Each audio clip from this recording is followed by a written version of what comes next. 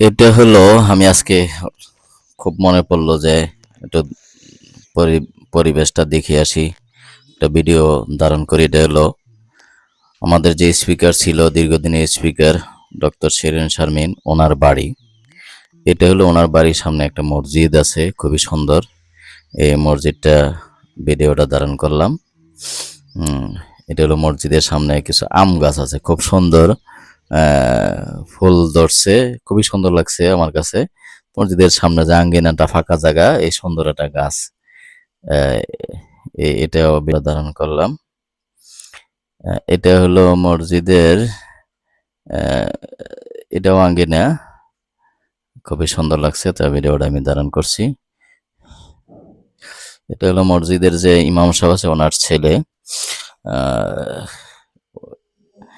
বাবা এবং ছেলে এখানে খতম তারাই পড়াইবে। এটা হলো বাড়ির গেট, বাড়ির গেট। তে বাড়ির ভিতরেও আমি ঢুকছি, এই যে ভিতরে অংশটা, এই যে ভিতরে কতগুলো আম গাছ আছে, খুব আমের ফুল ধরছে। এটাই হলো ভিতরে বাড়ির অংশ, এটা হলো গেট। এই যে যে বাড়ির ঘরটা দেখা যেতে সাদা, এই ঘরটাই আর কি ডক্টর শিরিন শারমিনের জন্য বানানো হয়েছে। এটা হলো যা সামনে দাঁড়ায় রয়েছে, এটা হলো যে মসজিদের যে ইমাম সাহেব আছে, ওনার ছেলে। এবার রমজান মাসে ওনার তারাই ফেরাইব, বাবা ছেলে দুজনেই তারাই ফেরাই খতম তারাবি, দুজনেই হাফেজ।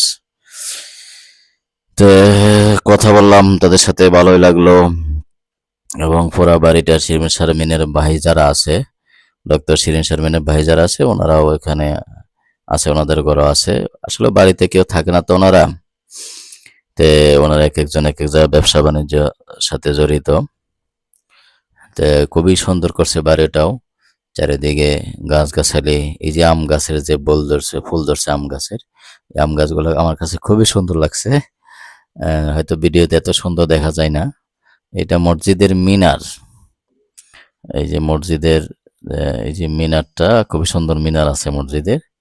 এটা এখানে একটা ব্রিজ আছে একেবারে বাড়ির পাশে, ব্রিজটা খুবই সুন্দর লাগছে, তাই ভিডিওটা ধারণ করলাম।